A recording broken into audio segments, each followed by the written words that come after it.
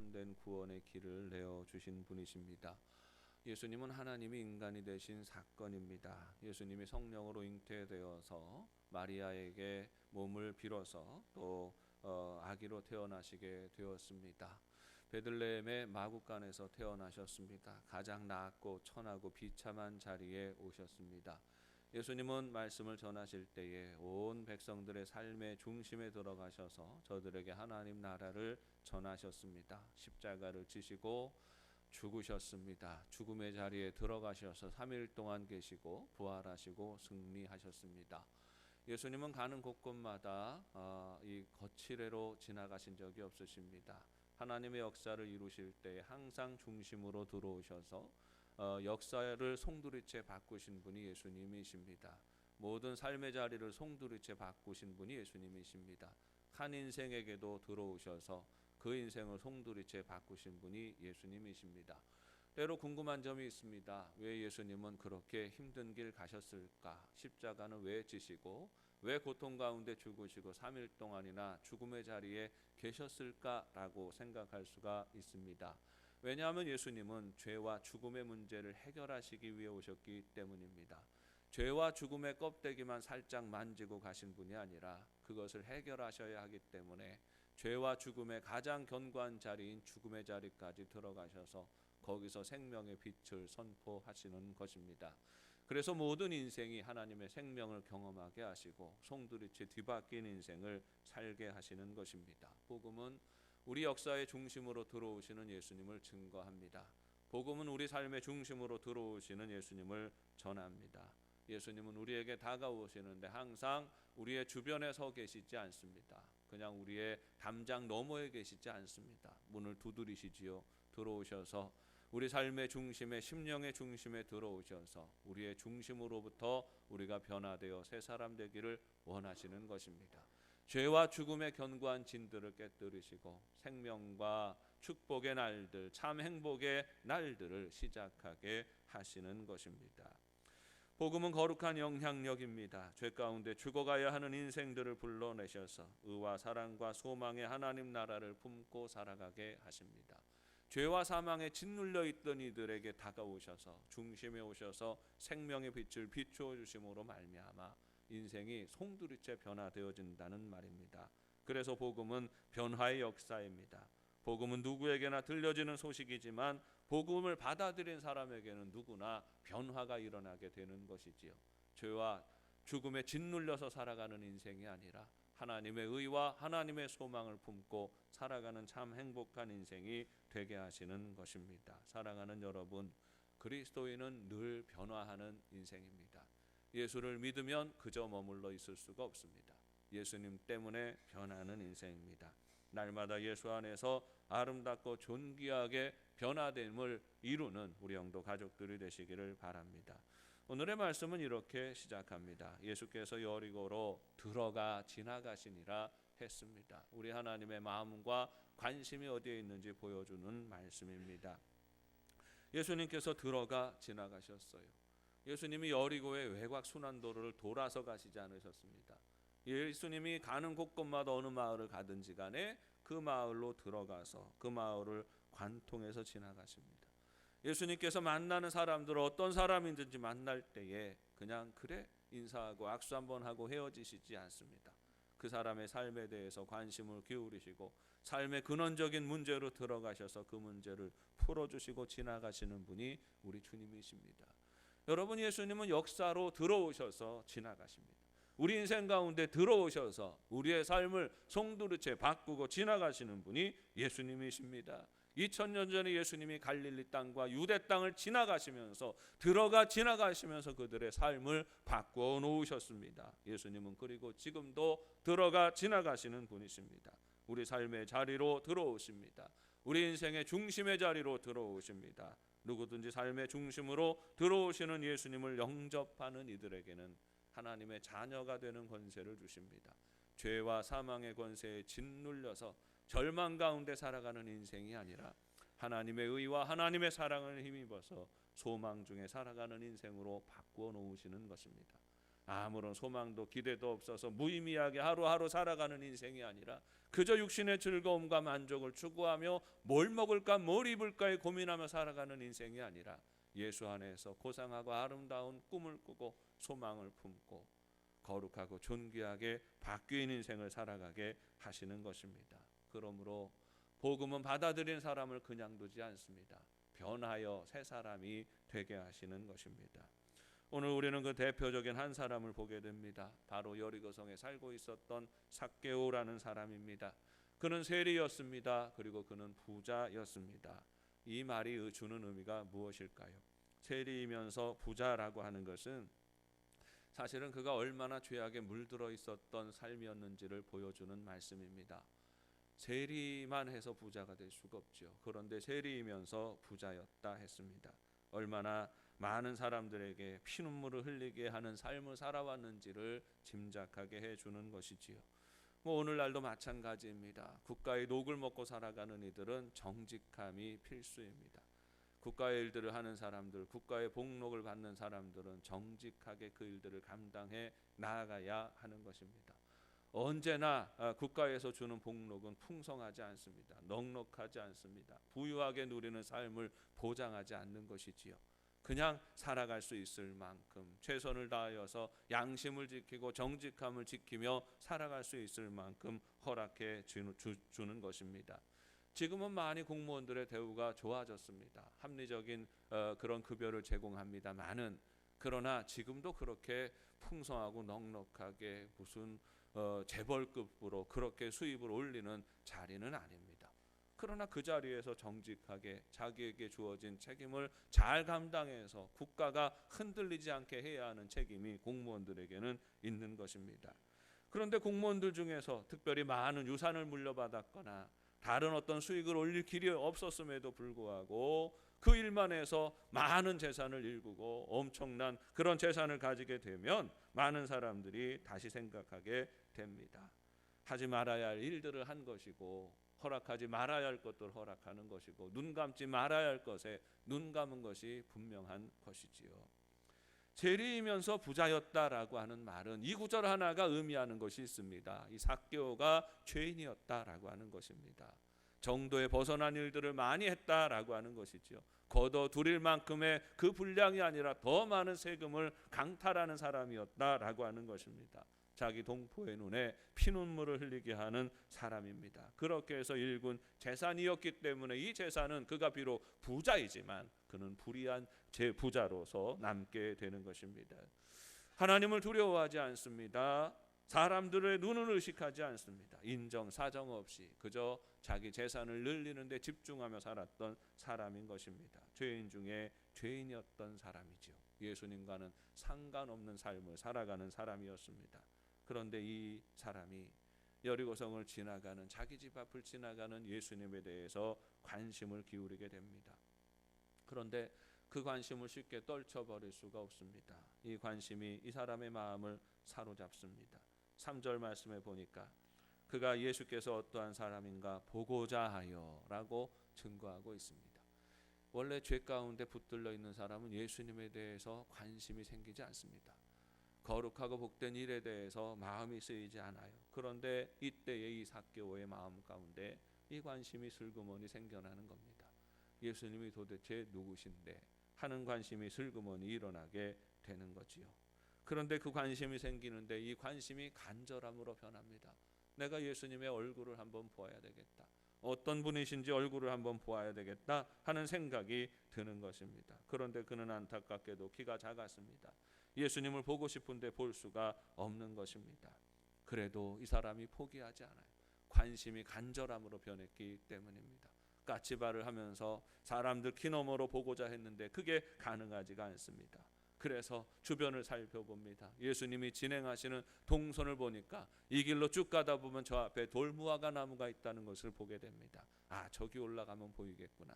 그리고 열심히 달려가서 그 나무, 돌무화과 나무의 가지 위로 올라가게 됩니다. 예수님이 얼마나 잘 보이는지 모릅니다. 아, 예수님이 저렇게 생기셨구나. 저렇게 외모를 가지셨구나. 얼굴에서 인자함이 가득하구나. 뭐 나름대로 생각하면서 즐거운 마음으로 예수님을 보고 있었습니다. 그런데 놀라운 일이 그 순간에 벌어집니다. 예수님께서 그 앞에 와서 서신 것입니다. 그리고 쳐다보시고 이르십니다. 삭개오야 내려오너라. 내가 오늘 너의 집에 들어가 유하여야 하겠다 하십니다. 그저 얼굴만 보면 좋겠다고 생각했는데 일이 커져버린 것이지요. 삭개오가 얼른 내려옵니다. 기쁨으로 예수님을 영접합니다. 자기 집으로 모셔드립니다. 정성껏 식사를 대접합니다. 사람들이 수군거립니다. 왜냐하면 이 사람이 어떻게 살아왔는지 아니까. 이 사람이 죄인이었는데 예수님은 어찌하여 이 여리고성의 수많은 사람들을 내버려 두고 이 죄인의 집에 들어가서 유하느냐고 수군거리고 빈정거립니다. 여러분, 빈정거리는 소리들이 예수님께 안 들렸겠습니까? 예수님 다 들었어요. 항상 수군거리는 소리는 기가 막히게 잘 들리는 법이거든요. 그 소리가 다 들리는데도 불구하고 예수님이 상처받지 않으십니다. 개의치 않으시고 그곳에 들어가서 삭개오를 바라보시고 삭개오를 축복하시고 그 가정의 구원을 선포합니다. 예수님을 영접하는 삭개오도 개의치 않습니다. 자기를 흉보고 자기를 비난하는 소리인 줄 몰랐겠습니까? 그러나 그럼에도 불구하고 예수님을 영접하고 예수님을 붙들게 되는 것입니다. 그리고 예수님의 말씀을 듣는 가운데 회개의 영이 삭개오에게 임합니다. 삭개오가 하나님 앞에 엎드리고 지나온 날들을 돌아보고 반성하게 되는 것이지요. 예수님 앞에 결단하며 말합니다. 주님, 내가 이때까지 헛살았습니다.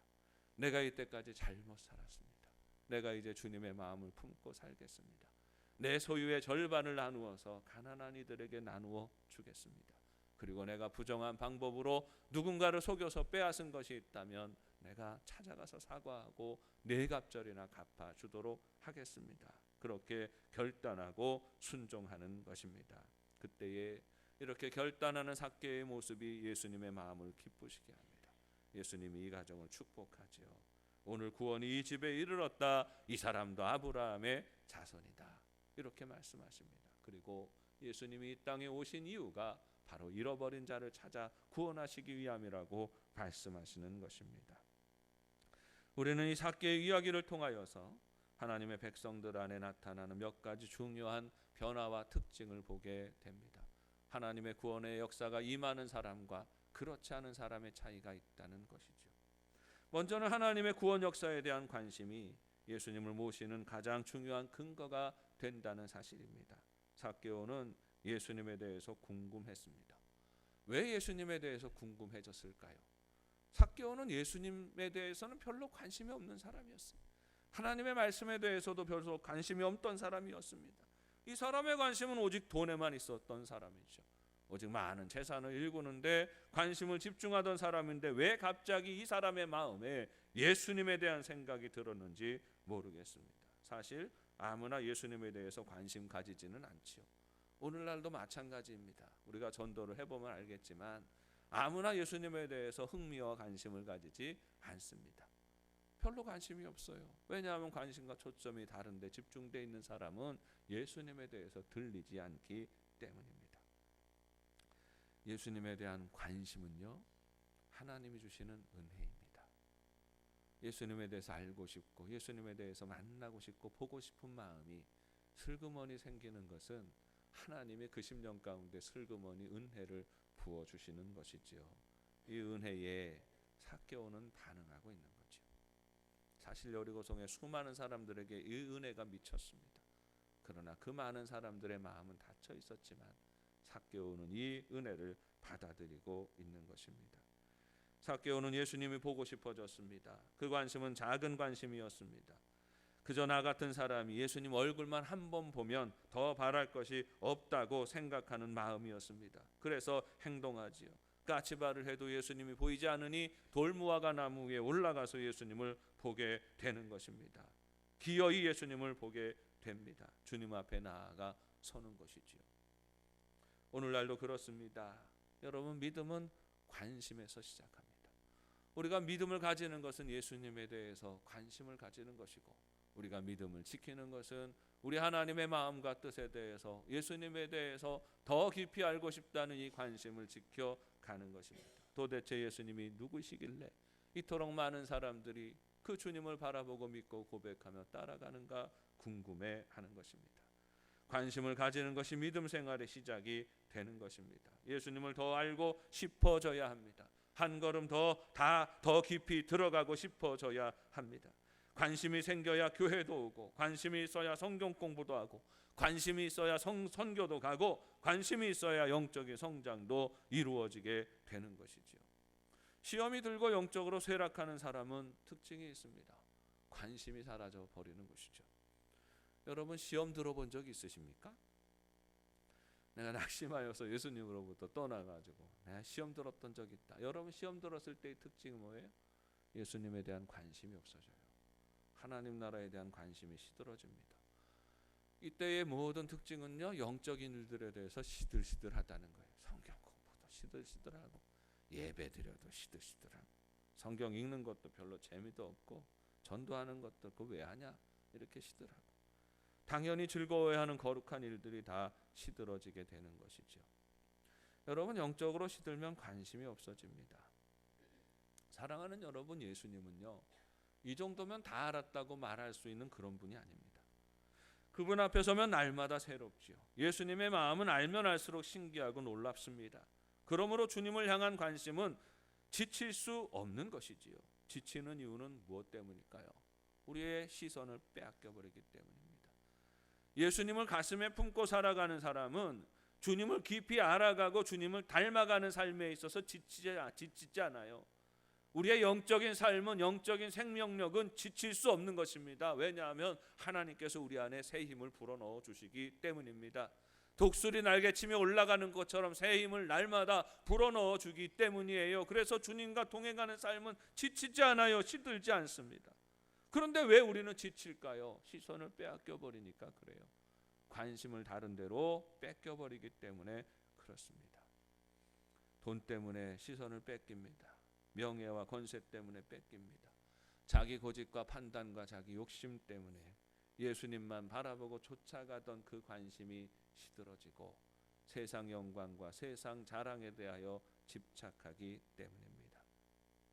사랑하는 여러분, 참 진리이고 생명이신 예수님께 늘 설레고 늘 주님이 보고 싶고 더 알고 싶은 이 마음과 관심을 잃지 않는 삶이 되시기를 바랍니다. 삭개오가 돌무화과 나무에 오르듯이 더 깊이 예수님을 알아가고 더 깊이 우리 주님의 은혜를 체험하고 누리는 영도 가족들 되시기를 바랍니다. 여러분, 왜 우리는 우리 예수님에 대한 관심을 지켜가야 할까요? 우리 주님의 은혜는 관심을 따라 임하는 은혜이기 때문입니다. 주님은 마음이 있는 자에게 다가가시고요, 마음이 있는 자와 함께 하시고 우리 주님을 향하여 관심 있는 이들에게 축복하시는 분이십니다. 관심이 있는 자 없는 이들에게, 마음을 닫아 걸은 이들에게 주님은 다가가지 않으십니다. 여리고성에 삭개오만 살았습니까? 수도 없이 많은 사람들이 거기에 살고 있었습니다. 그 중에는 아주 나름대로 신실하게 살아온 유대인들도 많이 있었을 것입니다. 그 성에는 부자도 있었고 가난한 자들도 있었습니다. 고상한 자들도 있었고 천박한 사람들도 있었을 것입니다. 사람들의 판단에 따라 수많은 사람들이 함께 어울려서 살아가는 곳이 여리고성이었지요. 예수님이 그런데 그곳을 들어가 지나가십니다. 예수님의 복음이 모든 사람에게 선포되어지는 것이지요. 주님의 말씀이 부자나 가난한 자나 고상한 자나 천박한 자나 건강한 자나 병든 자나 모든 이들에게 하나님의 나라의 소식이 전해지고 있는 것입니다. 그런데 우리 주님이 결국 그 성에 수많은 사람들이 있었는데 삭개오보다 훨씬 더 고상하고 훨씬 더 말씀에 신실한 그 바리새인들도 많이 있었는데 왜 예수님은 유독 여리고성에서 삭개오의 집에 들어가십니까? 삭개오의 관심을 보시는 거지요. 관심을 가지는 것은 마음을 여는 것 아니겠습니까? 예수님께 마음을 열고 준비되어진 삭개오의 집에 들어가시고 그 심령에 들어가셔서 그를 새롭게 하시는 것입니다. 삭개오의 이름을 부르십니다.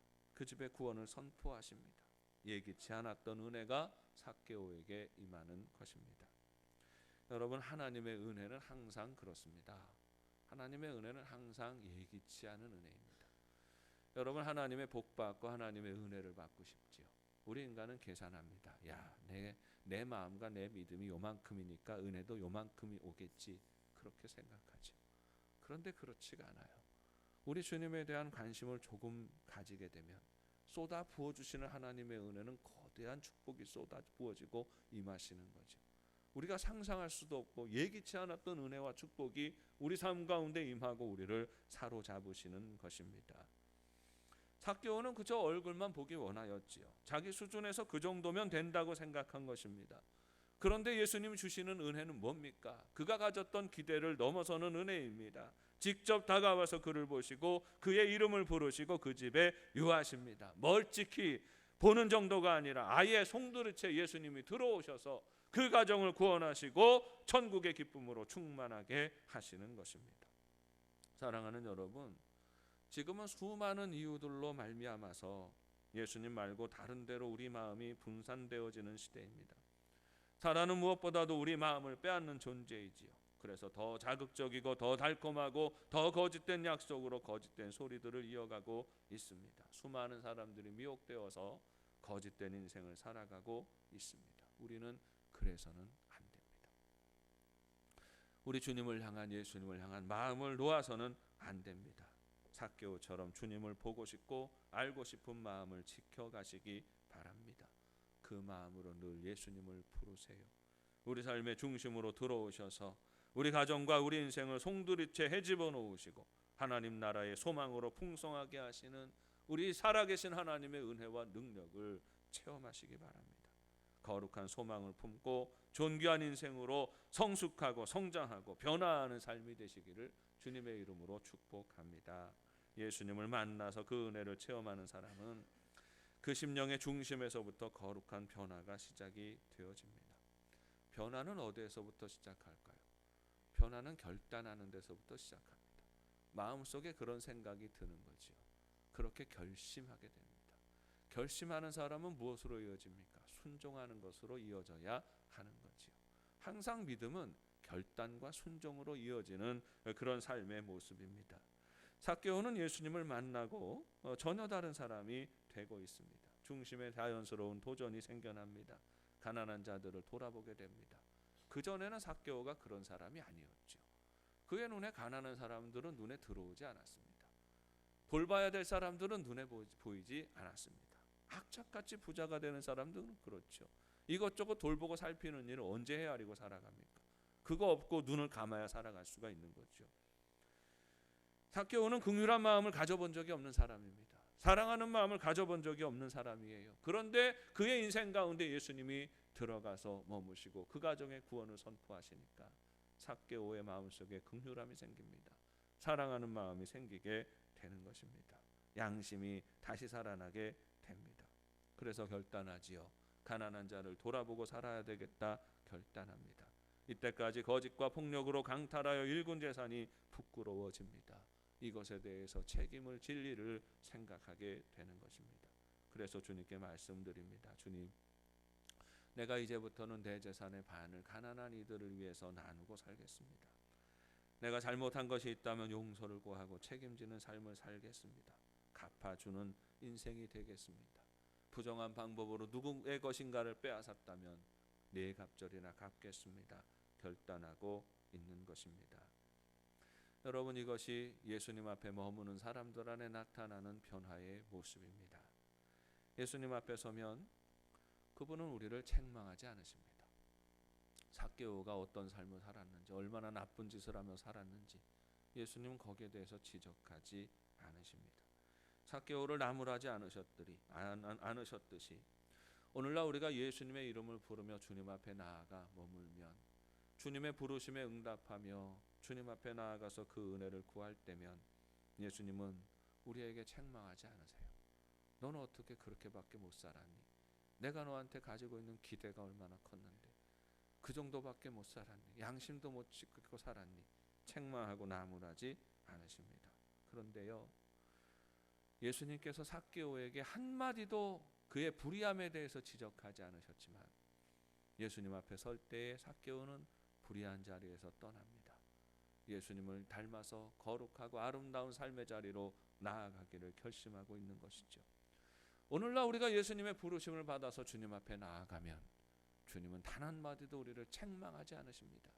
우리의 허물을 들추어내지 않으십니다. 그런데 우리가 예수 앞에 서면 예수님은 우리를 바꿔 놓으시는 거죠. 주님을 닮아가야 되겠다. 불의한 데에서 떠나야 되겠다. 결단하게 되는 것입니다. 순종하게 되는 것입니다. 그래서 그 인생이, 예수님을 만난 인생은 거룩하고 아름답고 존귀한 인생으로 변화되어져 가게 되는 것입니다. 내가 주인 되는 삶이 아니라 예수님이 주인 되는 삶을 살아가게 되는 것이지요. 복음은 강요하지 않습니다. 그러나 복음은 우리 심령을 어루만지시지요. 우리 심령을 복음이 어루만지게 되면 우리 마음 가운데는 새로운 변화가 일어나게 됩니다. 예수님을 닮아가는 그 변화되는 삶을 사랑하고 섬기며 쫓아가게 되어 있는 것입니다. 조셉 스크리븐이라는 사람이 있었습니다. 이 사람이 원래 글을 잘 쓰는 문학을 사랑하는 문학 청년이었습니다. 그런데 젊은 날에 이 청년에게 아주 안타까운 끔찍한 일들이 벌어지게 되었습니다. 한 여인을 끔찍하게 사랑을 했어요. 끔찍하게 사랑하면 결혼해야 되지 않습니까? 두 사람이 결혼 약속을 합니다. 날짜를 잡고 그렇게 열심히 사랑하는 삶을 살아가요. 그런데 결혼식 날을 하루 앞두고 수영하러 갔던 그의 아내 될 여인이 약혼녀가 그만 물에 빠져서 세상을 떠나게 됩니다. 이때부터 이 스크리븐이 마음속에 분노가 생겨나게 됩니다. 하나님을 원망하며 살아가게 되는 거죠. 하나님 어떻게 이럴 수가 있습니까? 하나님이 살아계시면 어떻게 우리한테 이런 일을, 나한테 이런 일을 행하실 수가 있습니까? 우리가 얼마나 하나님을 신실하게 섬기면서 살아가고, 우리 부부가 되어서, 사랑하는 사람이 부부가 되어서 열심히 하나님 섬기기로 그렇게 결심하고 살았는데 어떻게 이런 끔찍한 일이 우리 집안에, 가정에 벌어지게 하는 것입니까? 하나님을 원망하고 하나님 앞에 분노하고 그리고 하나님을 떠나버리게 됩니다. 하나님을 떠나서 살아가니 그 마음이 절망이 가득하지요. 늘 화가 나서 살아갑니다. 하나님을 원망하면 하나님만 원망합니까? 세상을 원망하고 가족도 원망하고 주변의 친구들을 원망하고 모든 사람이 다 분노의 대상이 되는 것이죠. 그래서 매일같이 술을 먹고 술 취해서는 매일같이 사람들과 치고받고 싸우는 삶을 살아가는 거예요. 그렇게 살아가는 친구들이 다 떠나갑니다. 도저히 살 수 없는 지경에 이르게 되지요. 그래서 조셉 스크리븐이 하는 수 없이 내가 여기서 떠나야 되겠다 마음을 생각합니다. 고국이었던 아일랜드를 떠나서 카나다로 이주하게 되지요. 그런데 놀랍게도 그 이민간 카나다에서 스크리븐이 다시 예수님을 만나게 됩니다. 그의 상처를 만지시는 주님을 다시 만나게 되는 것이죠. 그러면서 깨닫습니다. 자신을 학대하며 살아온 것조차도 하나님 앞에서 큰 죄임을 깨닫게 됩니다. 그리고 그 이후로부터는 찬송시를 쓰게 됩니다. 하나님을 찬양하고 고백하는 간증의 시들을 써나가게 되는 거지요. 이 사람이 만든 노래 중에 우리에게 가장 잘 알려진 노래가 있습니다. 찬송가 369장의 노래입니다. 저는 그 중에서도 2절을 제일 좋아하는데 제가 2절을 불러보겠습니다. 시험 걱정 모든 괴로움 없는 사람 누군가 부질없이 낙심 말고 기도드려 아뢰세 이런 진실하신 친구 찾아볼 수 있을까 우리 약함하시오니 어찌 아니하렐까. 사랑하는 약혼녀를 잃어버리고 상처받아서 예수님이 중심에 들어오시는 것을 거절하고 자기 마음대로 자기 뜻대로 살아갈 때는 지옥 같은 날들을 살았었는데 다시 그 마음을 열고 예수님을 영접하게 되니까 늘 저주를 퍼붓던 이 사람이 변하여서 축복의 사람으로 변하게 되는 것입니다. 복음은 항상 우리 인생을 변화시키지요. 이기적이고 난폭한 사람을 사랑하고 섬기는 사람으로 바꾸어 놓습니다. 절망 가운데 허덕이며 세상 살 때 늘 불의한 열심으로 살아가던 사람이 하나님의 은혜와 사랑 가운데 소망 가운데 거룩하고 복되고 질서 있는 삶을 살아가게 합니다. 예수님을 믿으면 그 사람의 심령에 하나님의 생명이 시작됩니다. 생명은 가만히 멈추어 있지 않습니다. 우리 안에 하나님의 생명이 임하면 그 생명은 끊임없이 우리 안에 움직이죠. 우리를 바꿔 놓습니다. 우리를 새롭게 합니다. 씨를 뿌리면 싹이 나고 줄기가 자라고 가지가 나고 잎이 생기고 꽃이 피고 열매가 맺히고 자라난 나무가 되는 그런 변화가 일어나는 것처럼 진실한 마음으로 예수님께 마음을 열고 우리 인생의 주인으로 예수님을 영접한 사람들의 삶 가운데는 고상하고 아름답고 거룩한 변화가 시작됩니다. 우리는 잠시도 가만히 있을 수 없는 존재들입니다. 우리 안에는 영적인 생명이 있기 때문입니다. 이 세상의 풍조를 따라서 휩쓸려서 살아갈 수가 없습니다. 우리 예수님 바라보고 날마다 겸손하게 주님 앞에 엎드리고 날마다 우리의 입술의 말이 변하고 우리 손과 발의 행실이 변하고 날마다 우리의 심령이 변하고 성품이 변하여 더욱 예수님을 닮아가는 삶이 되어야 하는 것입니다. 사랑하는 여러분, 예수님을 향하여 마음의 문을 활짝 열고 삭개오가 그 마음을 열고 그 삶의 중심으로 예수님을 영접할 때 새 사람 되었던 것처럼 우리 영도의 가족들이 오늘도 우리 인생의 주인 되시는 예수님을 고백하고 우리 마음의 주인으로 모시고 더욱 주님을 닮아 날마다 새로워지는 영도 가족들 되시기를 주님의 이름으로 축원합니다. 하나님 아버지 은혜를 감사합니다. 주시는 말씀을 믿음으로 받습니다. 우리 안에 주인 되시는